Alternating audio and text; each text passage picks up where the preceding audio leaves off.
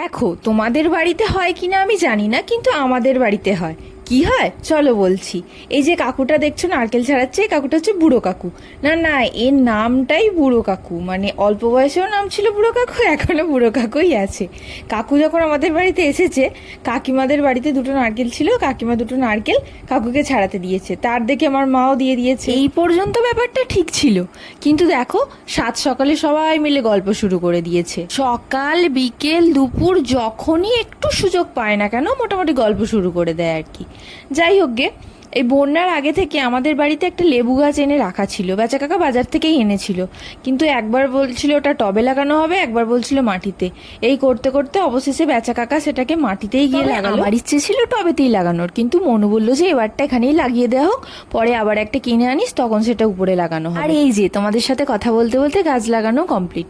আর বেচা কাকা গাছ লাগাতে গেছে, ডালপালা কাটবে না